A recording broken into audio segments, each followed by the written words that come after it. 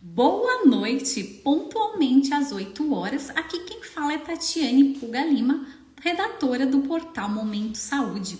E hoje nós vamos falar sobre tudo que vocês querem saber sobre câncer de mama. O Dr. Kleber, eu sei que ele tem uma agenda super lotada, mas ele vai estar aqui conosco para tirar essas dúvidas. Para vocês que ouvem nosso podcast, queria agradecer a nossa audiência, cada um de vocês que tem nos mandado mensagem, que tem nos ouvido, que tem compartilhado, a todas as ONGs também. Uma boa noite a todos vocês. Então, compartilhe essa live para aquela mulher que está em dúvida, está fazendo exame, não sabe sobre o câncer de mama, aquela mulher também que não sabe quais são os exames preventivos. Todos nós temos muitas dúvidas, né? Então, bora lá. O Dr. Kleber já tá aqui, eu vou chamá-lo.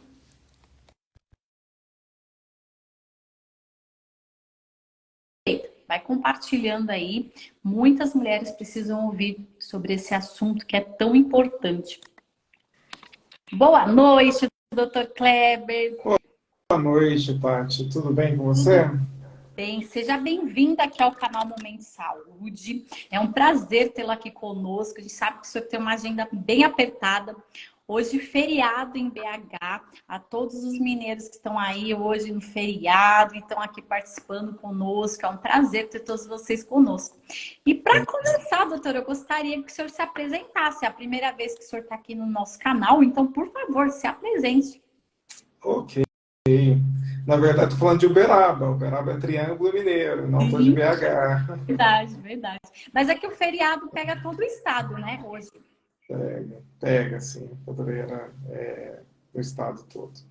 Mas, enfim, eu sou Kleber Sérgio da Silva, sou médico mastologista, sou formado aqui na Universidade Federal do Triângulo Mineiro, onde hoje eu sou docente e médico também. Também trabalho num hospital oncológico de referência aqui, que é o Hospital Elengote. Eu estou no setor de mastologia lá, de oncologia pélvica. Enfim, o meu dia a dia é permeado por pacientes oncológicas, né? É o que eu gosto de fazer, é o que eu estudei para fazer e é sobre isso que a gente está aqui para falar. Que legal, doutor. E aí, o senhor não falou quanto tempo que o senhor está atuando como mastologista? Na verdade, eu formei em 96, 21 de dezembro de 96. Aí, entre residência médica, especialização e tudo, a partir de 2000, eu já iniciei a minha carreira profissional. Que legal, doutor. E aí, por que a mastologia? Sua especialidade aí? Eu tenho, na verdade, a minha vida é cercada de mulheres, né? Eu tenho a irmã, né? Eu tenho duas filhas, mas independente disso, eu tenho uma mãe que sempre é ainda um exemplo para mim, e eu sempre fui muito ligado à saúde da mulher, né? E a questão oncológica, por ser uma área que machuca muito essa mulher, foi a área que o meu coração pediu para eu seguir, né? Acho que todo ser humano precisa saber qual que é a sua missão, né? Abriu propósito, né? Você vai ser feliz, né? E acima de tudo, onde você vai contribuir. Acho que todos nós somos dotados de dons, de bênçãos, né? E cada um tem que entender qual que é o seu papel nesse mundo para que você faça da melhor forma possível a sua arte.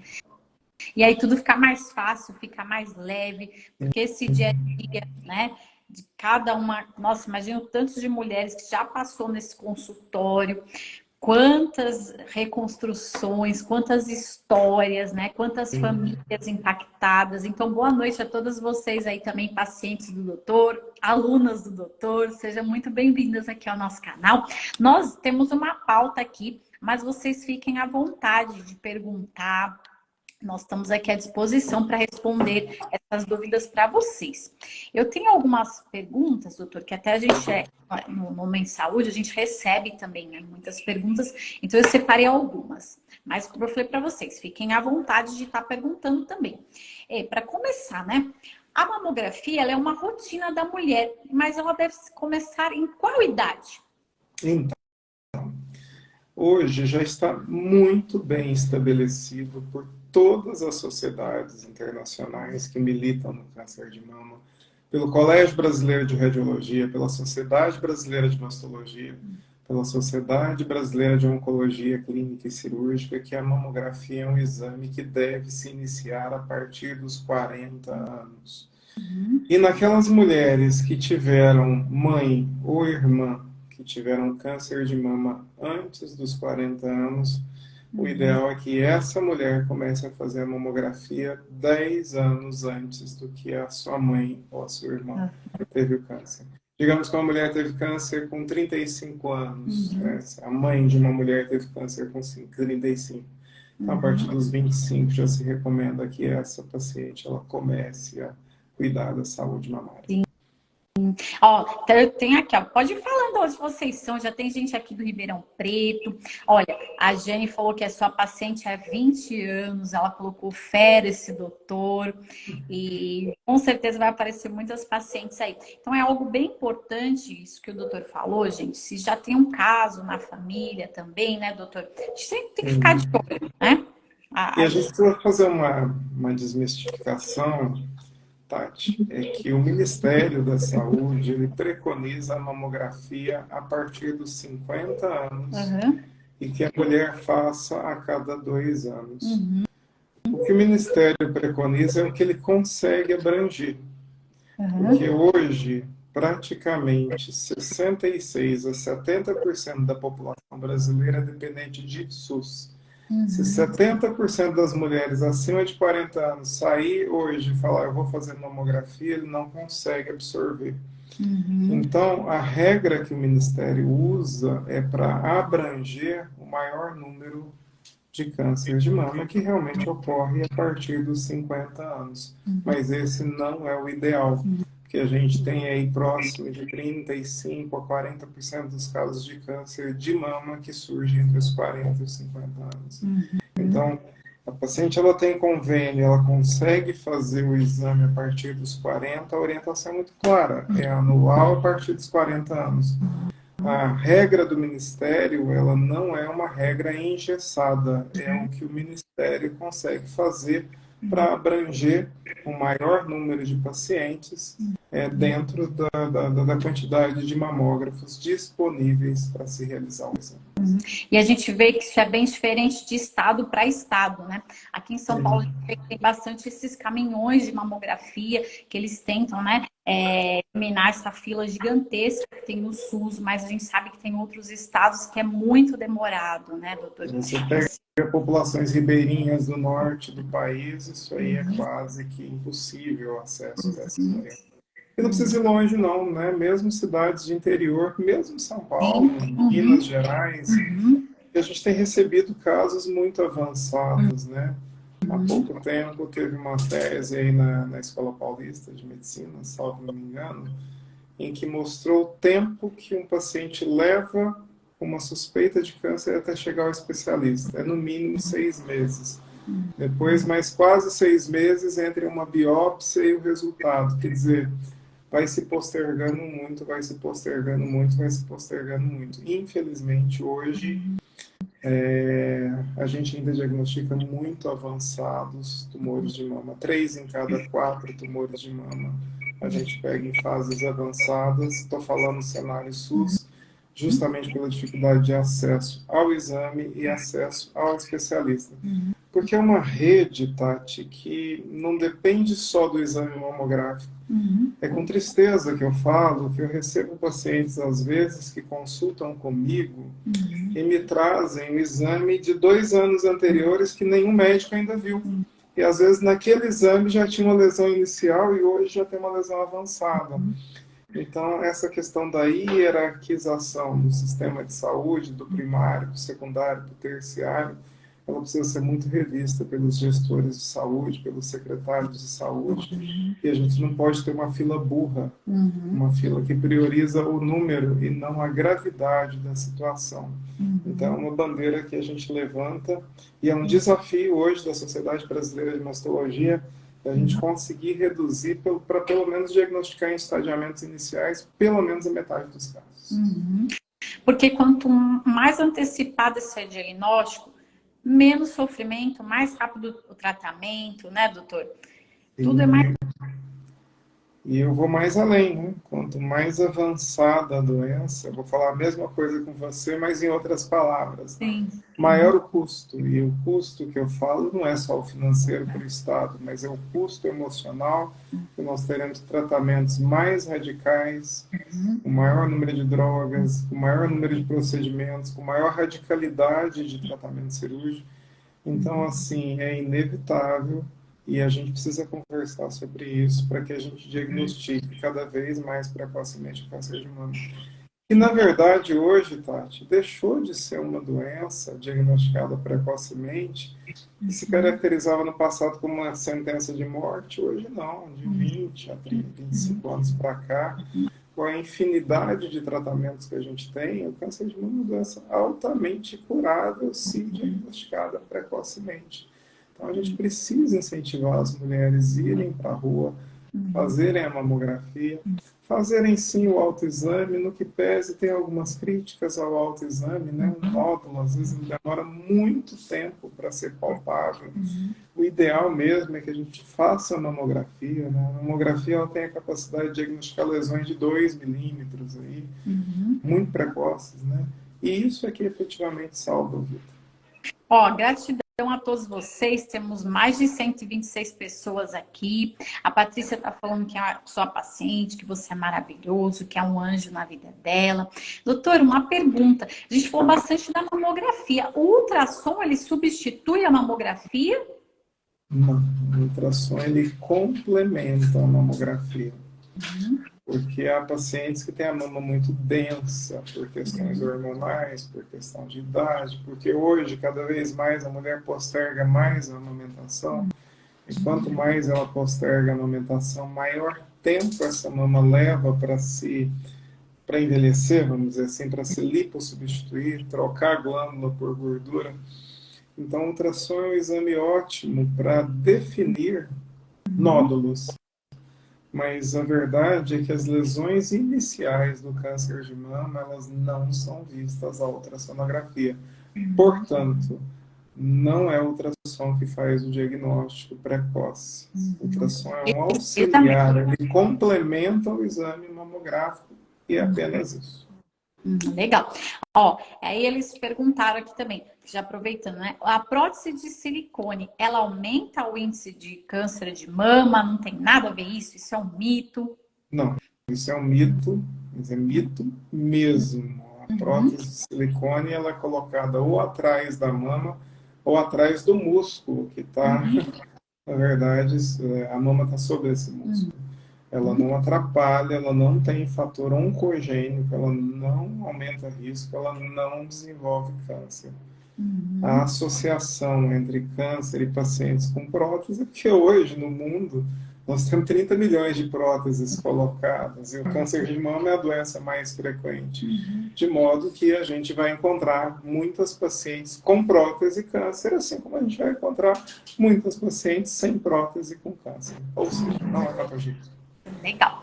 A outra coisa é, eles perguntam se existe, né, primeiro, algum teste genético para saber, hoje em dia a medicina está bem avançada, mas tem algum teste genético para saber, vou ter câncer, não vou, ou se tem alguma predisposição?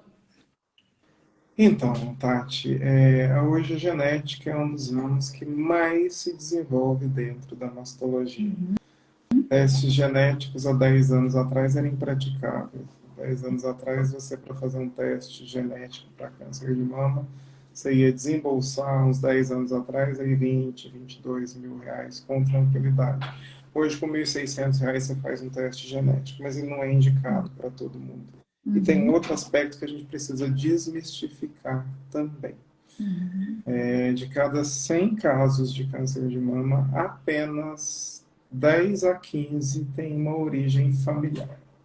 De modo que o teste genético ele vai me indicar famílias de risco, cujas mutações são conhecidas e tem uma penetrância alta. O que é penetrância? É o risco de desenvolver câncer ao longo da vida.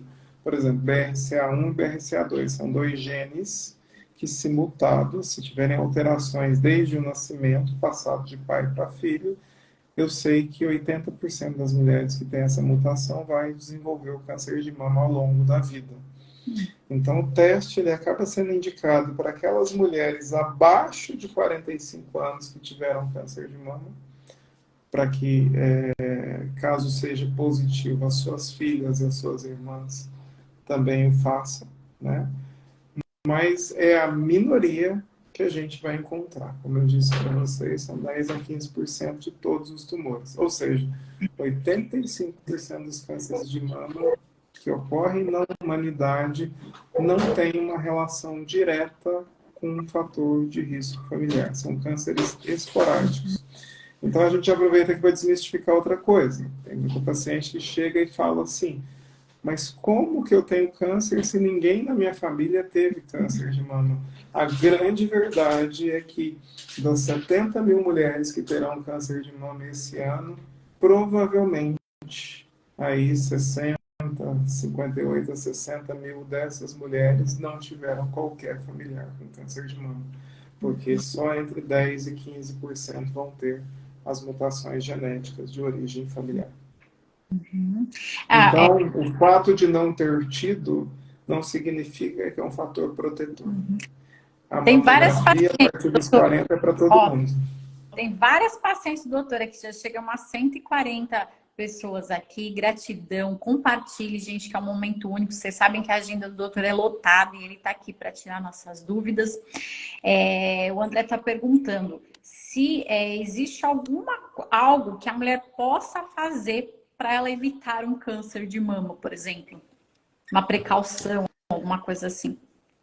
Olha, fatores de prevenção, a gente destaca o seguinte: a partir de 2040, provavelmente as doenças oncológicas vão ser as doenças que mais matam no mundo. Hoje são as doenças cardiovasculares.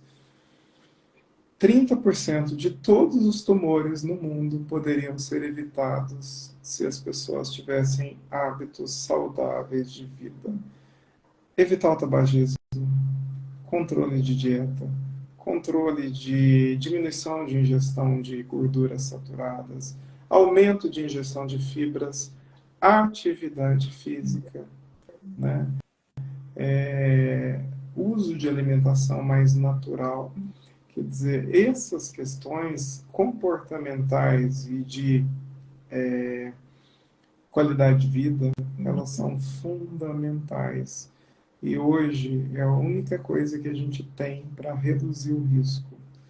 E naquelas pacientes, obviamente, que é identificada a mutação genética, que eu citei há pouco, o que a gente pode fazer é a retirada da glândula mamária e a colocação de uma prótese para reduzir o risco dessa mulher ter o câncer de mama.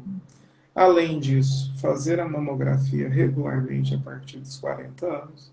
E o autoexame ele deve ser iniciado pelo menos a partir dos 25 anos, porque a mulher ela precisa conhecer a mama que ela tem.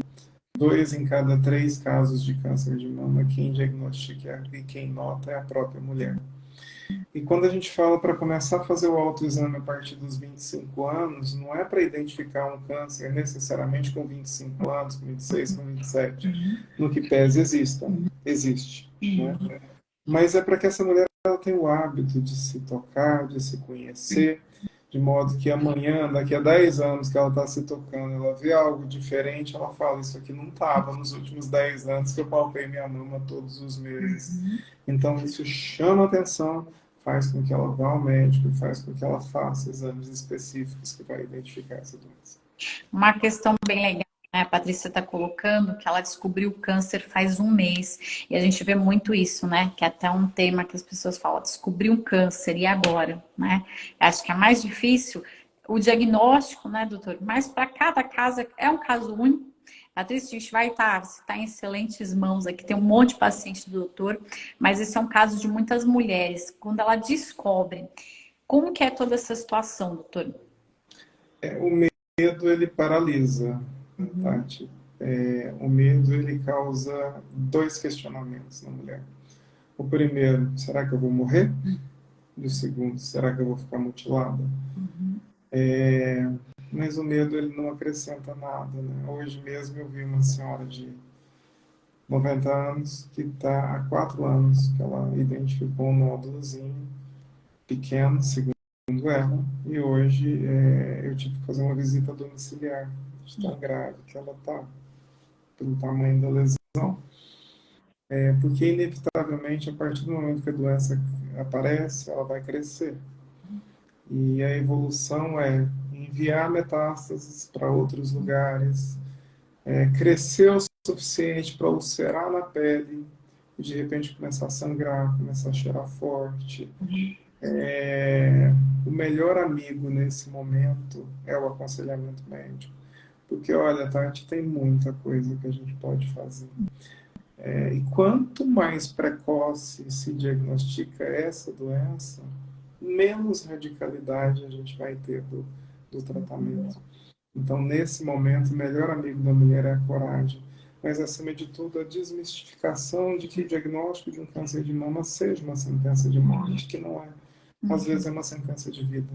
É uma oportunidade que ela tem de se cuidar, de estabelecer uma mudança de comportamento, mas acima de tudo de hábitos, condições de vida que vai fazer com que essa mulher ela viva mais ao invés de morrer.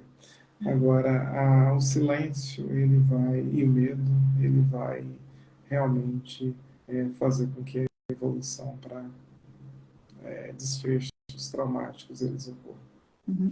Aqui também tem, ó, filha de paciente, a Giovana também falou desgaste emocional, né, que isso causa.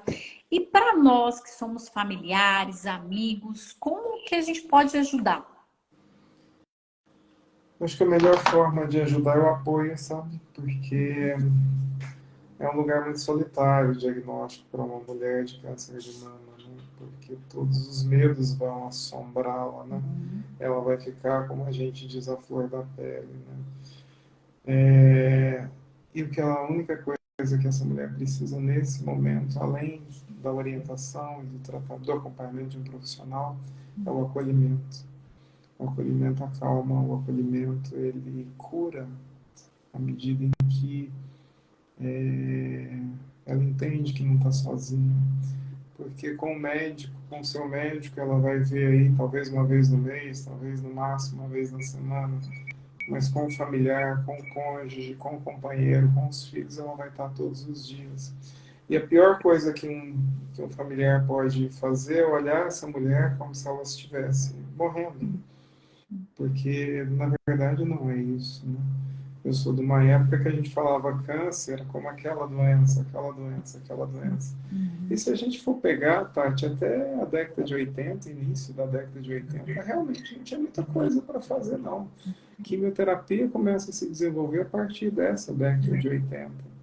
Né? E a gente está caminhando para um momento que talvez em 20 a 30 anos, nem tratamento cirúrgico a gente vai fazer para câncer de mama. Vamos usar simplesmente medicações, né? De modo que hoje se evoluiu muito.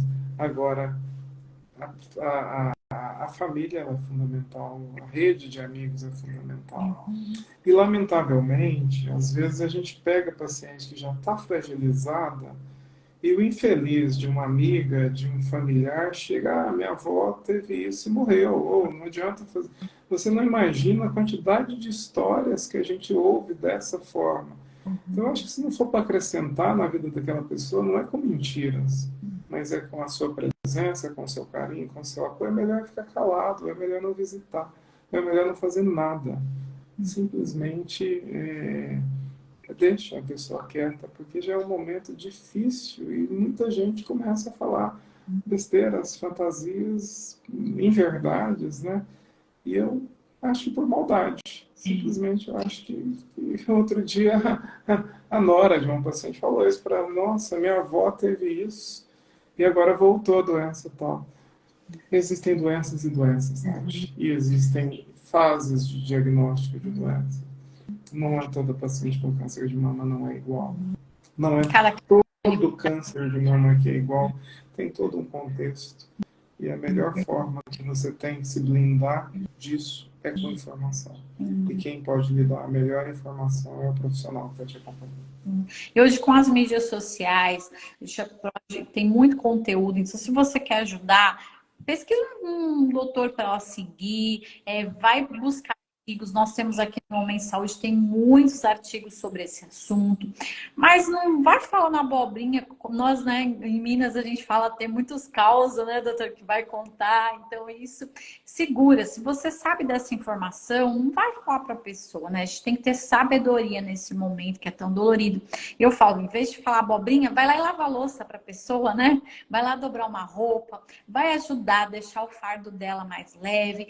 Quando ela sai para uma químio, para uma rádio, poder levar algo para ela comer. Então, são essas ações que a gente pode ajudar com o paciente. A Elaine tá aqui, doutora, ela falou assim, ó, eu como sua prima, devo minha vida a você. Obrigada por cuidar da família com tanto amor e carinho. Deus te abençoe sempre. Onde a minha mãe estiver, estará olhando por você, um ser humano iluminado. Que lindo, né, doutor? Tão bom participar de histórias, né? E é o que, ó, o doutor, dentro da família dele, já teve casos e nenhum de nós, né? A gente está imune. Todos nós temos pessoas próximas de nós que tá passando por isso, ou já passou. A Patrícia falou que ela fez mastectomia há 1 ano. Nesse caso, doutor, ela já perguntou, né? Quando que o senhor indica fazer a reconstrução? A gente vai falar isso mais no final, mas a gente vai aproveitar essa pergunta dela. Ó, geralmente a gente indica a reconstrução pelo menos 6 meses após o término de todos os tratamentos. Perdão, em relação à cirurgia e em relação à radioterapia.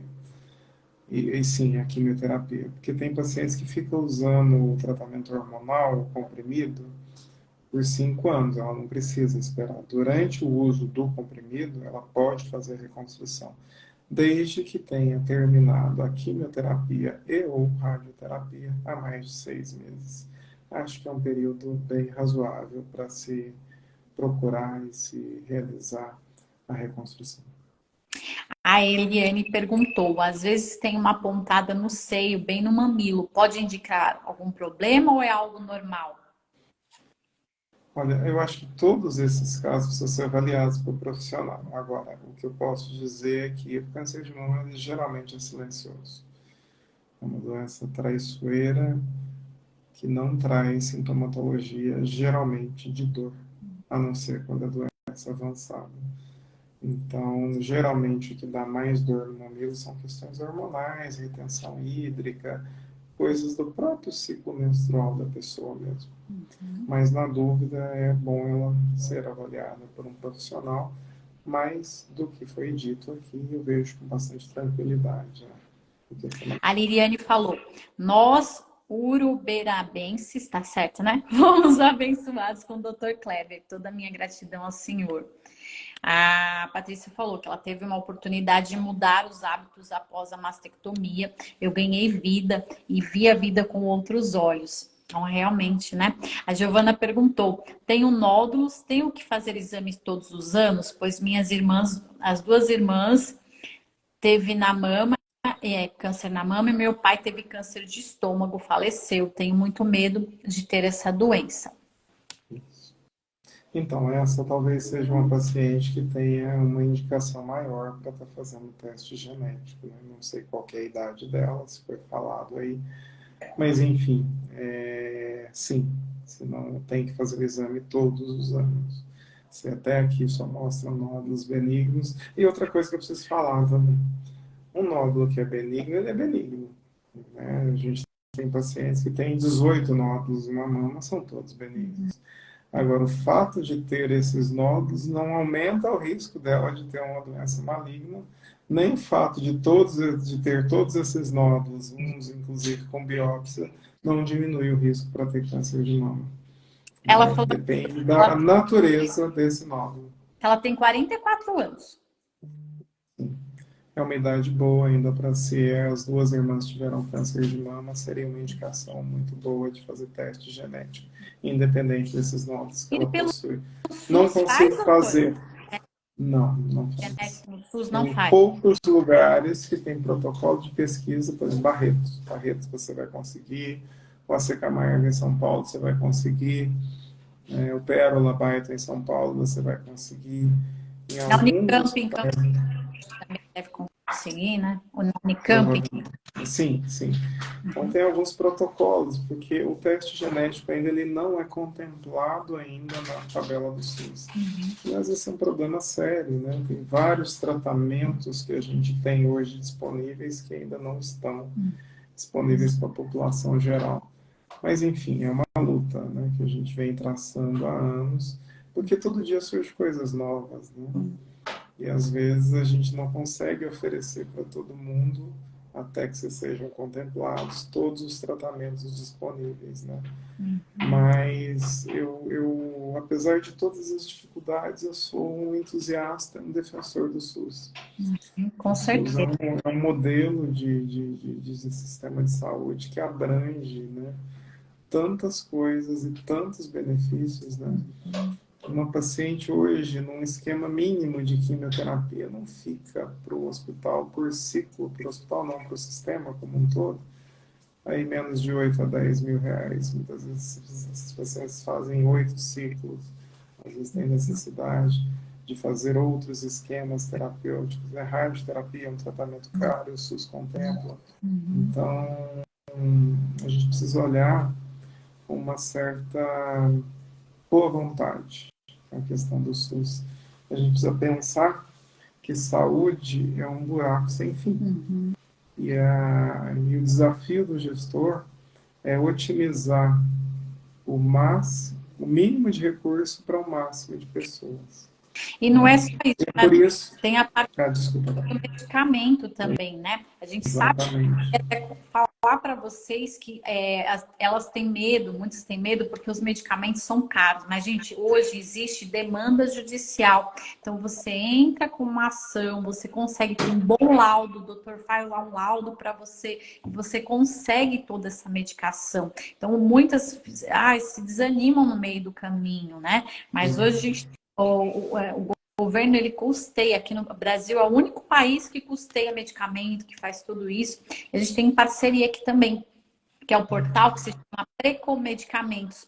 Lá você pode fazer a cotação gratuitamente, que o advogado vai precisar, né, de 3 cotações para mandar para esse juiz, para vocês conseguirem uma demanda judicial mais rápida, mais acelerada. A gente já falou diversas vezes aqui, tem outras lives se vocês quiserem olhar aí sobre esse assunto. Então tem todo um suporte, né, doutora? Que a gente consegue fazer um suporte bem grande para ajudar vocês a conseguir todo esse tratamento. Então, o SUS ele faz tratamento, a prefeitura ou o governo ele vai custear esse medicamento, que são medicamentos caros, né, doutor? Mas tem ótimos medicamentos, tem um avanço tecnológico grande, né? Então, você que está nessa área há bastante tempo já tem visto, assim, grandes avanços, né, doutor, nessa área de medicamentosa, né? Sim.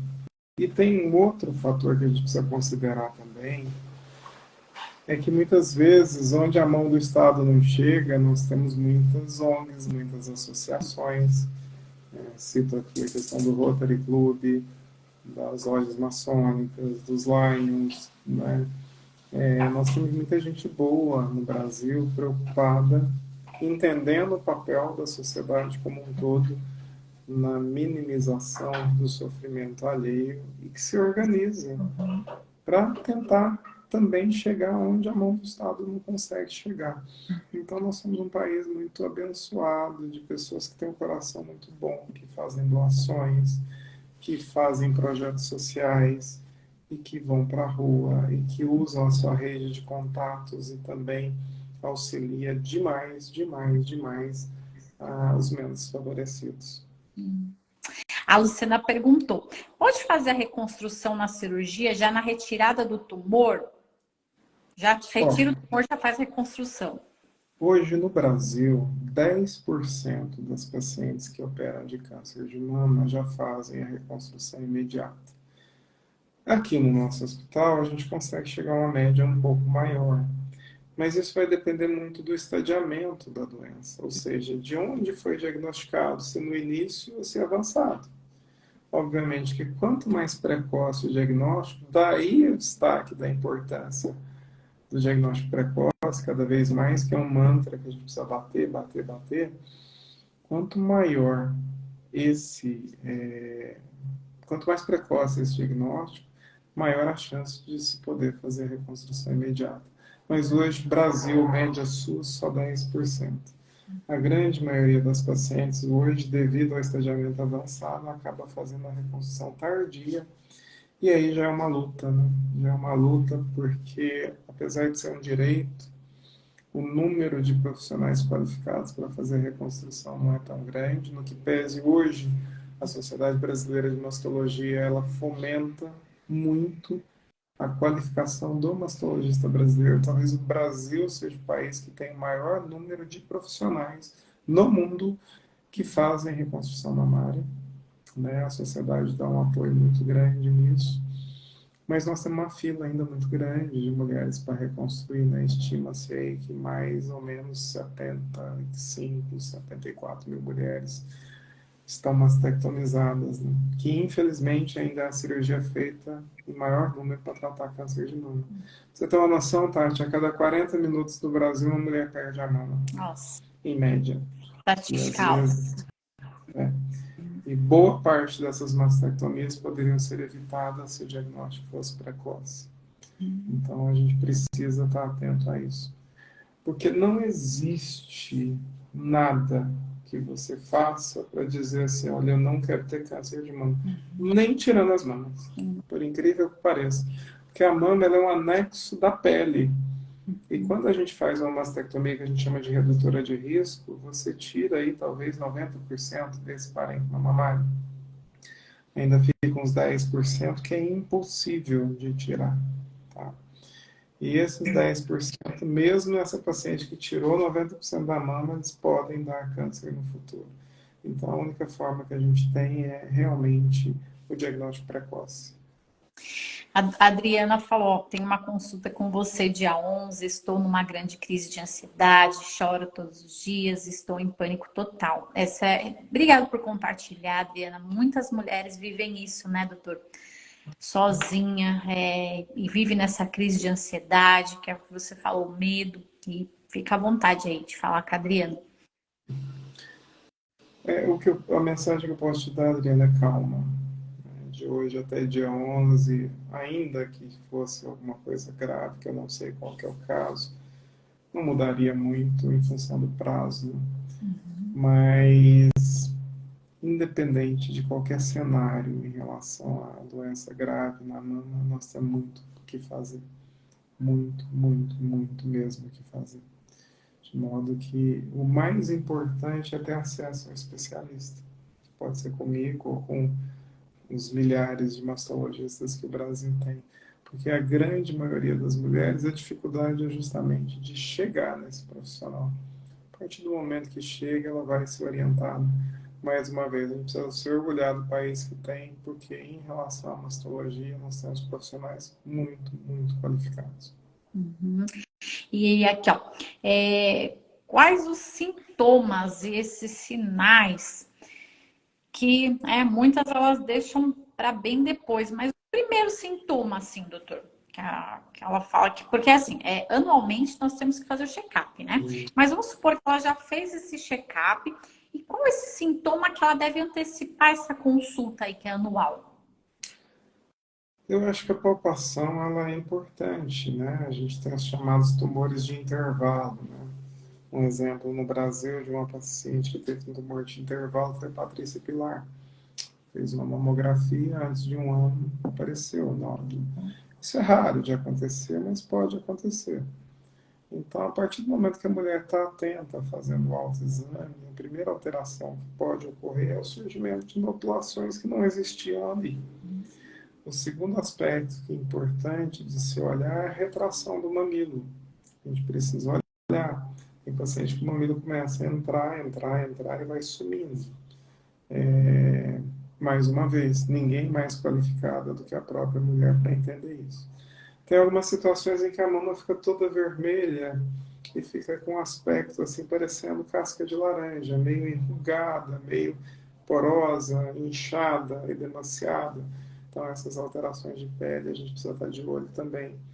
Nodulações embaixo do braço, a gente precisa ficar de olho também. E uma outra questão que a gente pode ter também no câncer de mama seria a descarga mamilar, que seria a saída espontânea de secreção pelo mamilo. Geralmente uma secreção tipo água de rocha, clarinha, ou uma secreção bem sanguinolenta, escura.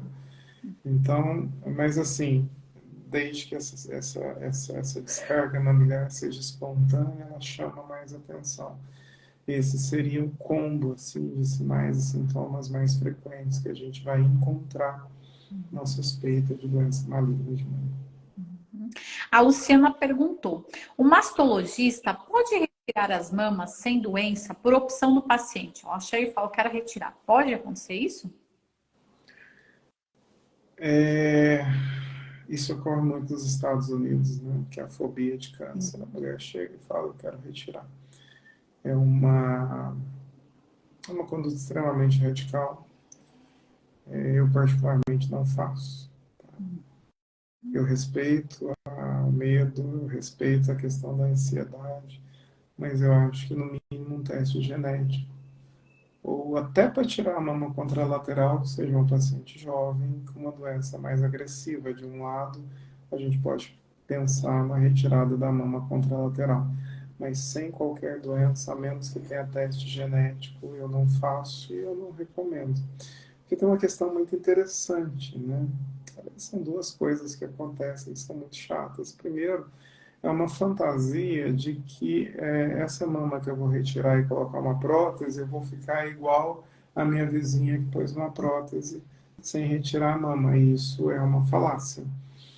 A cirurgia redutora de risco para câncer de mama, a gente tem que deixar uma espessura mínima para ser segura de 0,5 milímetro em média. Então fica praticamente pele e prótese. Então, tem um efeito que pode ocorrer a longo tempo estético chamado rippling, que seriam ondulações, né? A pessoa ela tira, ela fica em frente ao sutiã, ao espelho, ela vai ver que a mama tem algumas ondulações. Outra coisa é perda de sensibilidade. Então, muitas vezes, a fantasia que muitas mulheres têm é que ao retirar a mama e colocar uma prótese, vai ficar igualzinho a outra que pôs uma prótese aditiva, sem mexer no parênquima mamário. E isso não existe. Sem falar que quanto mais fino fica o tecido, a espessura da pele com aquele restante de glândula, menor a vascularização.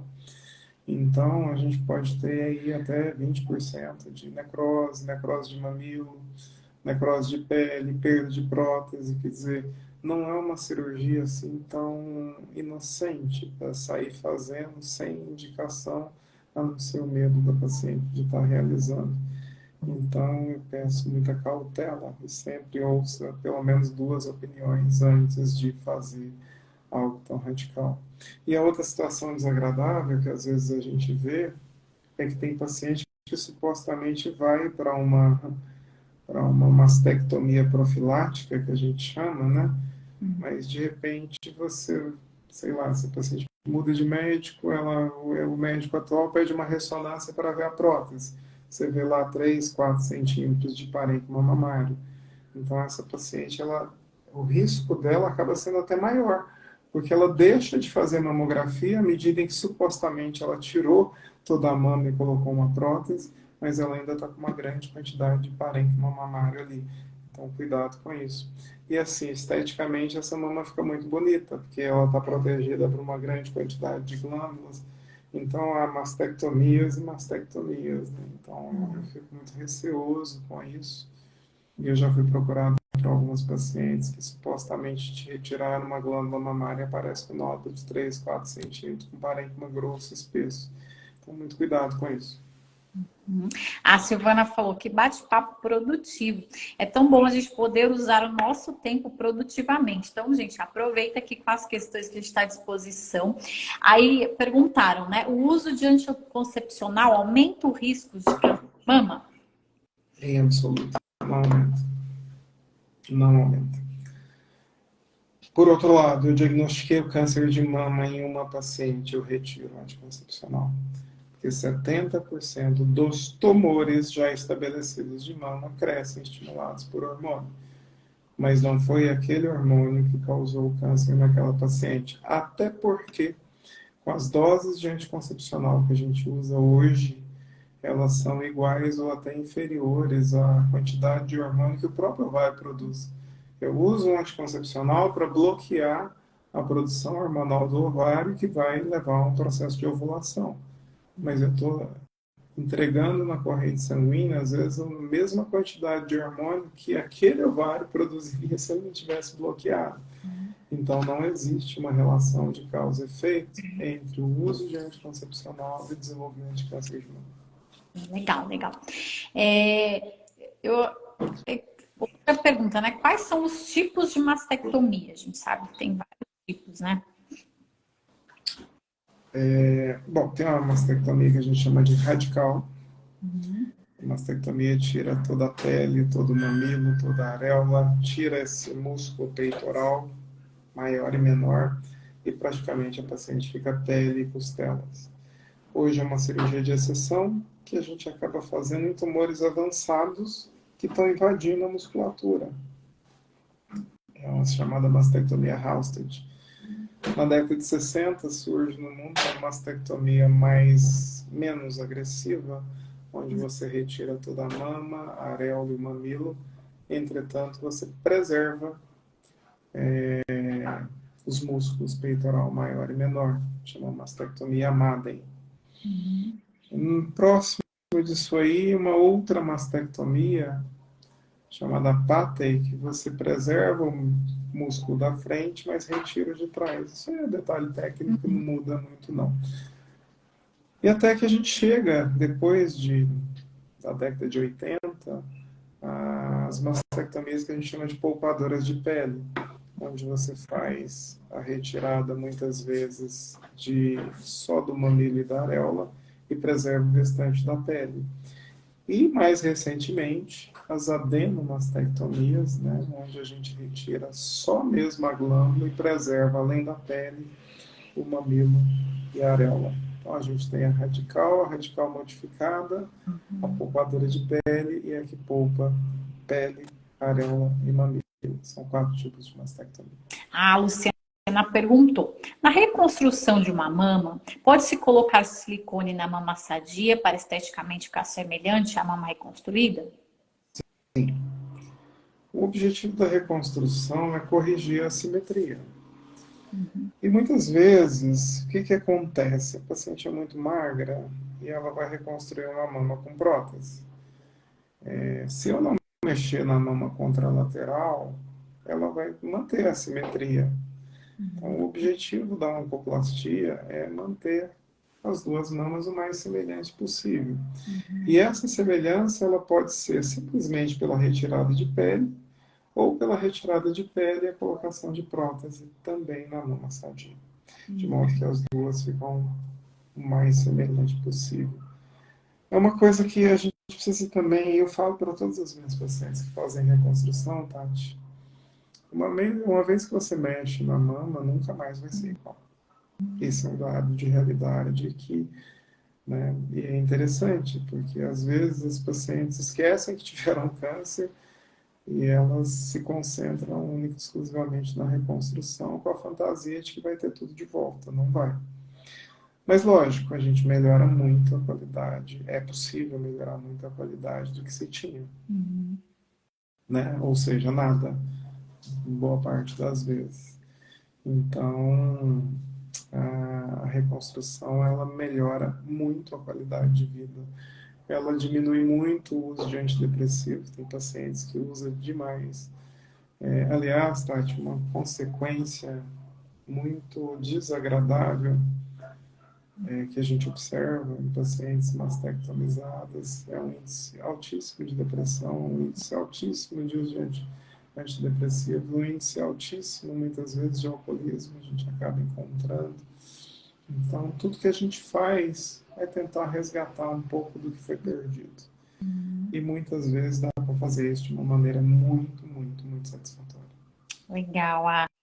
A Liriane perguntou: câncer nas duas mamas é frequente ou é um caso raro? Não, é raro, é raro. É lógico que a mulher que mais tem risco de ter câncer na outra mama é quem já teve de um lado. né? Geralmente o risco ele vai aumentando 1% ao ano. Então, se teve câncer de mama em 1980 de um lado, agora em 2023 eu vou ter 43% de chance de ter maior, risco maior de ter do outro lado. Embora geralmente esses casos estão relacionados com mutação genética, esse sim de bilateralidade, mas nem sempre. E é mais frequente também em pacientes mais jovens, aquelas abaixo de 45 anos. Ela foi Mas pode. diagnosticada no mesmo exame. É.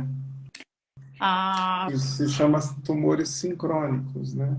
Que por definição é quando você encontra dois ou mais tumores, pode até ser em sítios diferentes, pode ser mama e ovário, dentro de um ano do primeiro diagnóstico. E às vezes é no primeiro diagnóstico que você já tem uma mamografia que mostra a evidência de nódulos bilaterais.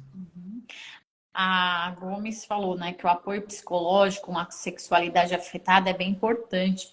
É assim, o apoio psicológico junto, né? Precisa de um apoio multidisciplinar, né, doutor, nesses casos. Sim, sim. Eu valorizo muito o trabalho da psicologia, né? Eu acho que todos os saberes, eles são importantes, né, nesse resgate de autoestima. O nutricionista é importante, o preparador físico é importante, mas o psicólogo ele tem um papel muito importante. Porque quando a paciente ela tem um câncer de mama, família, amigos, todos cercam essa mulher e faz uma corrente do bem ali, de apoio. Só que vai acontecer que esse tratamento vai acabar, né? Aquele medo que todo mundo tinha de que não desse certo, na maioria das vezes ele vai se esvair e as pessoas vão voltar para a sua vida normal. Mas a marca que fica naquela paciente é muito forte, né? E eu costumo dizer que a nossa cabeça ela tem pastas, né? Tem a pasta da alegria, a pasta dos sentimentos bons, mas tem a pasta dos sentimentos ruins, das dores, das frustrações. E muitas vezes é uma ferida aberta que abre todos esses fantasmas. E quando as pessoas vão se afastando, essa paciente ela precisa de um apoio. Ela precisa de ter um lugar onde ela possa falar. Ela precisa de ter um lugar onde ela possa chorar. Ela precisa de ter um lugar para ser ouvida. E ouvida muitas vezes em coisas que você não fala para mãe, para pai, para irmão, para marido, você não fala para ninguém. Você fala para você e para um profissional.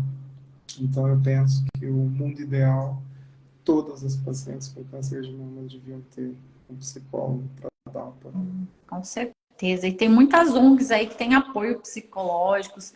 Gente, gratidão. A gente está caminhando para o fim da live. Temos 149 pessoas aqui. Mas fiquem tranquilos, porque essa live vai ficar salva. Então, se você for aqui no final, se te encaminhar essa live, segue o perfil do doutor lá, @Kleber Sérgio. O doutor tem muitas coisas que ele... conteúdos, né? E uma coisa que o doutor tem que nos falar aqui, fala um pouquinho, doutor, sobre o flor da pele. O que que é flor da pele? O que que o doutor Kleber faz aí também nas horas extras, que não é horas extras, né, doutor? Mas como que você ajuda além, né? Então fala um pouquinho aí. A gente tenta, Tatiana, aqui em Uberaba, no Hospital que eu trabalho, fazer sempre que possível a reconstrução, mas as demandas são muito grandes, né, de pacientes doentes para tratar. Mas eu sempre tive um olhar para o pós-tratamento, né, e esse pós-tratamento é a sequela que fica. E eu acho que, seguindo o conceito da Organização Mundial de Saúde, que saúde é um pleno estado físico, mental e social, eu penso que boa parte das mulheres que estão curadas organicamente do câncer de mama ainda não se curaram nem socialmente, nem emocionalmente, por conta da mutilação da mama. Então, em 2019, a gente começou um projeto aqui inédito chamado A Flor da Pele, com base na música do Chico e do Milton Nascimento, que fala de dor, fala da dor surda, da dor sem nome, da dor, dos sentimentos que muitas vezes que nos aterrorizam e que não tem nome, a gente não consegue colocar palavras para dizer que sentimento é esse, né? E a gente ouve, né? Eu penso que uma das qualidades do médico é saber ouvir. não simplesmente escutar o que está sendo dito.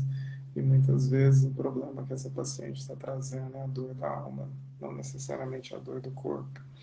Então, em 2019, a gente fez uma iniciativa de fazer em mutirão reconstruções mamárias no mês de outubro, que é o mês que sempre foi voltado para a saúde e a prevenção secundária do câncer de mama. A gente tem um olhar também para as pacientes já tratadas e que aguardavam a reconstrução.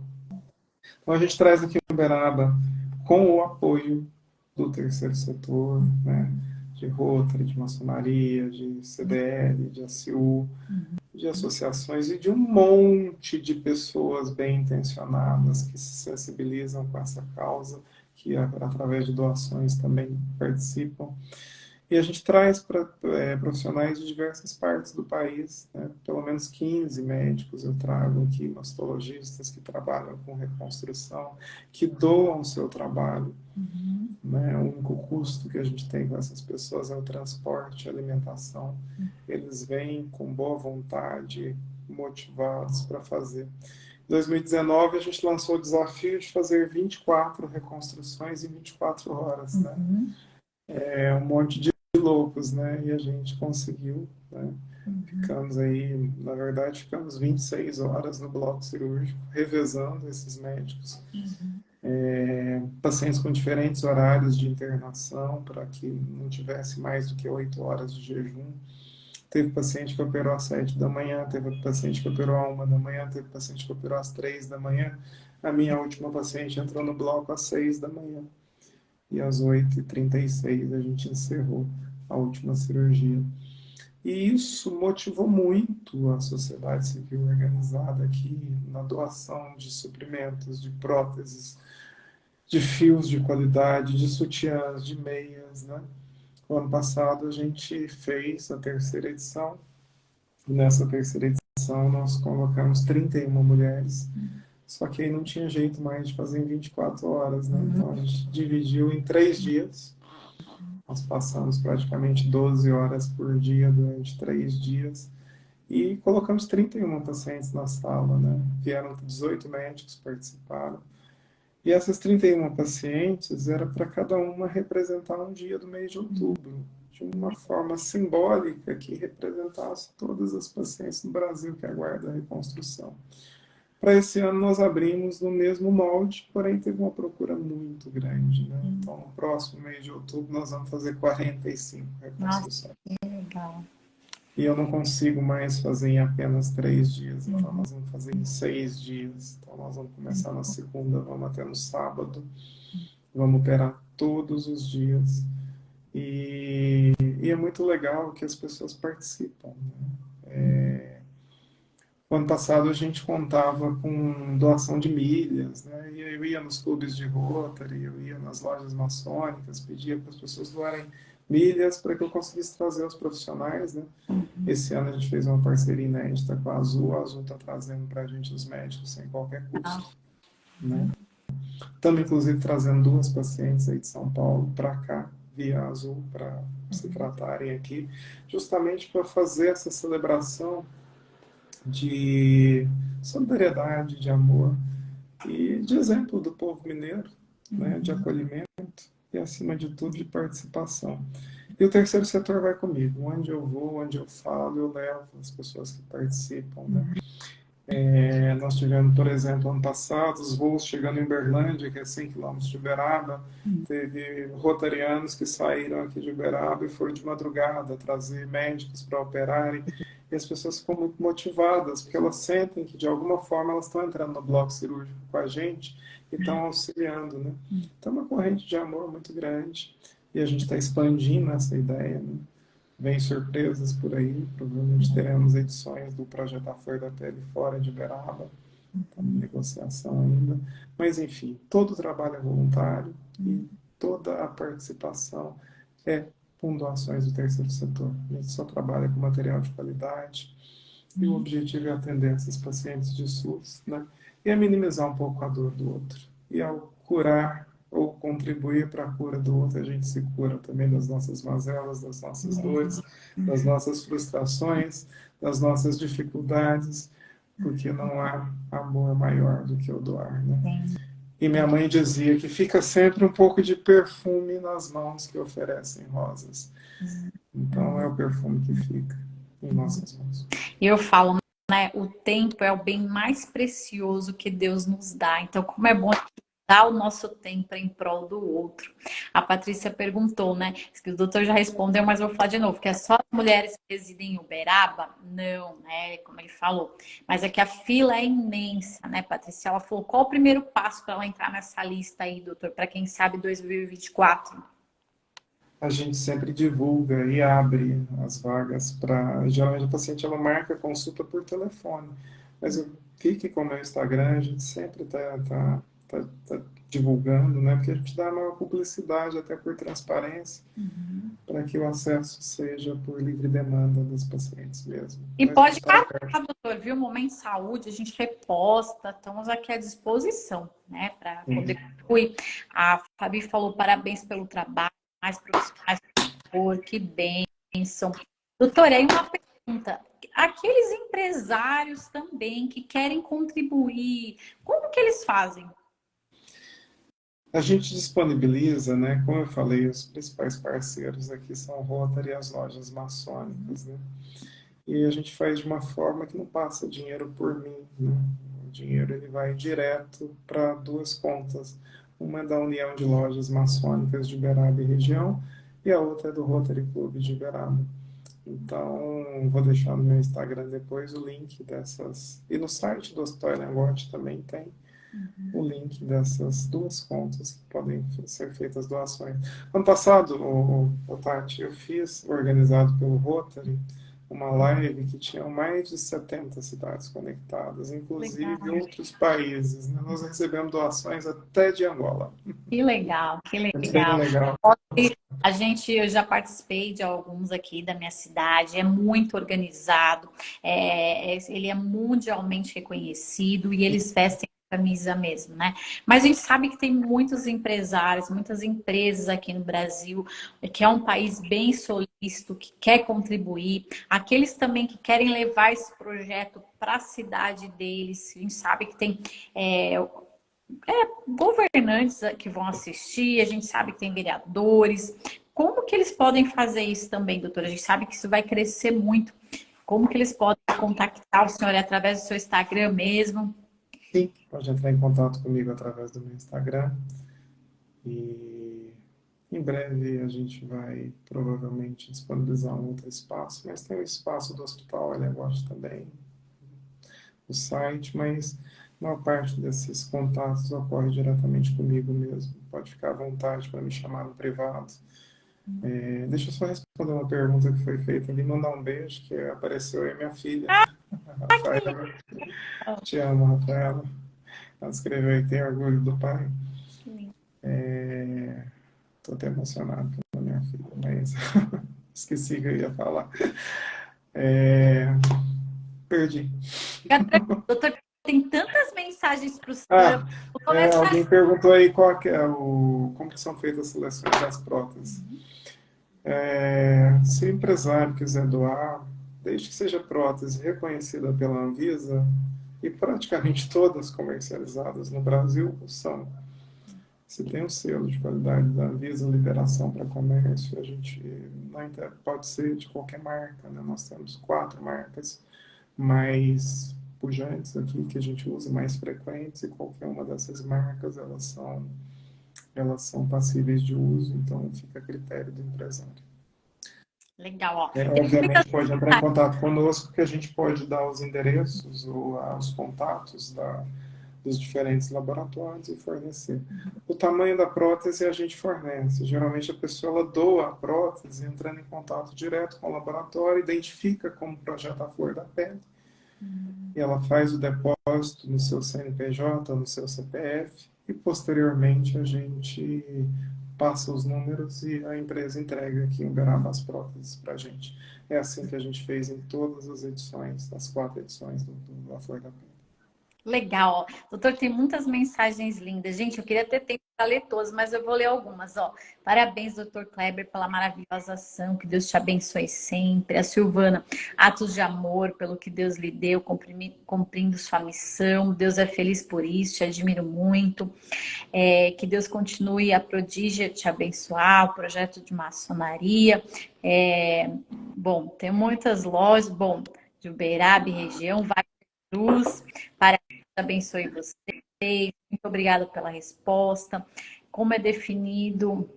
Aqui é uma pergunta. Como é definido a prótese da reconstrução? Ela é igual a outra prótese ou é diferente? Não sei. Sim, nós temos 3 tipos de próteses, né? São as lisas, as texturizadas e as de poliuretano. Geralmente a gente usa prótese lisa ou prótese texturizada, porque as de poliuretano às vezes não tem um resultado tão bom. Mas isso não quer dizer que não podemos usá-las, né? Mas em geral a gente prioriza as lisas e as texturizadas. Por isso que sempre que as pessoas desejam doar e entram em contato, a gente indica uma ou outra prótese e a pessoa fica à vontade para negociar diretamente com os laboratórios. A Rafaela, a Líria colocou assim: Rafaela, tem muito orgulho do seu pai, ele é um ser humano ímpar, que Deus abençoe você e sua família. Gratidão, Rafaela, por você, né, emprestar seu pai hoje no feriado, ele já saiu do plantão e já estava aqui conosco. Eu sei assim o quanto você usa o seu tempo. Então, doutora, a gente só quer dizer que Deus continue te usando, te abençoando, continue assim dando muita saúde, muitas alegrias e ajudando tantas mulheres, são inúmeras. A gente já está aqui com mais de 150 mulheres aqui. Gratidão, não, tem homens também, né? A gente viu que tem seus amigos também. E a gente queria deixar, doutor, aberto aqui para a gente finalizar, para o senhor deixar uma mensagem e falar que o mensal está aberto, que vai ter que voltar, porque são muitas e muitas ainda perguntas, muitas e muitas mensagens. Então, quando você tiver outro tempinho, né? Volta aqui que a gente quer ter você aqui conosco novamente. Então eu vou usar o que eu falo para as minhas filhas, né? Você precisa escolher algo para fazer que você não sinta como um trabalho. Você vai se divertir, fazendo algo produtivo. Eu acho que o conselho que eu dou para todas as pacientes que têm câncer de mama é calma. A gente pode fazer muito por vocês. Eu não vendo ilusões, eu trabalho com realidade, e a realidade que eu vejo hoje é uma realidade muito boa nesse cenário do câncer de mama. Para as pessoas em geral que estão com a sua saúde perfeita, eu vou dizer, aproveita, agradeçam a Deus, né? E vou dizer também para essas pessoas que entendam os seus porquês, entendam por que você está aqui, descubra a sua missão de vida, né? Seja semente de amor, seja semente de liberdade, seja semente de auxílio. Hoje, para vocês terem uma noção, 50% da população mundial passa fome. E a gente mora, a grande parte de nós que está aqui usando um aparelho, tem casa, tem o que comer. Eu acho que a gente tem um papel. E o nosso papel aqui é servir.